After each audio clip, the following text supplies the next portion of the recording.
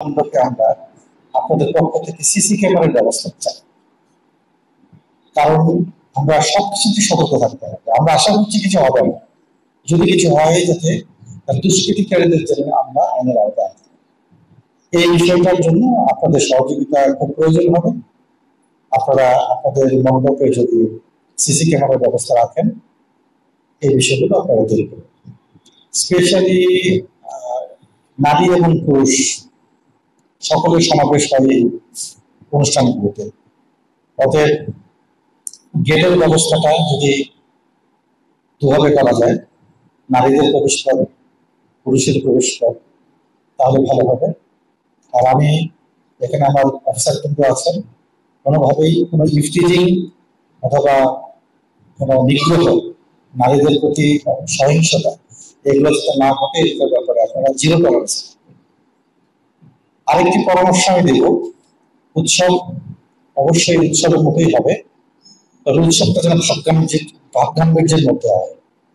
অনেক সময় দেখা যায় যে উচ্চ স্বরের ডিজে পার্টি হচ্ছে, এটা না হয় বাঞ্ছনীয়।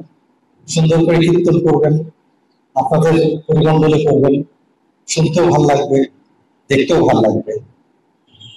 তারপরে মাদকের ব্যবহার, এটা হয়, অস্বীকার করার কোনো উপায় নেই, এটা জিরো টলারেন্স, এটা একদম শূন্য টলারেন্স, এটা করা যাবে না। এই বিষয়টা আপনারা অবশ্যই অ্যাকশন করবেন, কারণ সব ধর্মেই কিন্তু মাদক, সব ধর্মেই কিন্তু এই ধরনের কার্যক্রম এগুলো নিষিদ্ধ। সুতরাং কিন্তু ধর্মীয় একটি ব্যবস্থা, তাদের এই ধর্মীয় ব্যবস্থা আপনারা মাদক, অ্যালকোহল, এই বিষয়গুলো অবশ্যই আপনারা পূজা মণ্ডপে যারা থাকবেন বা যারা পূজা কমিটিতে থাকবেন, তারা এই বিষয়টাকে আপনারা এনশিওর করবেন যাতে কেউ এই কাজটি না করে। কারণ অনেক সময় এই ধরনের কাজ করে উৎসব মুখর পরিবেশগুলোকে নষ্ট করে, পূজা মণ্ডপেও যদি করতে পারে, কারণ তারা তো জ্ঞানহীন। সেদিক থেকে আপনারা একটু সতর্ক থাকবেন, এই আশাটুকু আমরা করছি।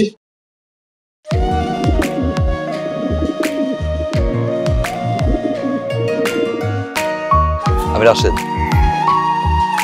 আমি সুফিয়া। আপনার পোষা কবুতর, আপনার মায়া এখনো ছাড়তে পারেনি, এই জন্য উড়ে চলে আসছে।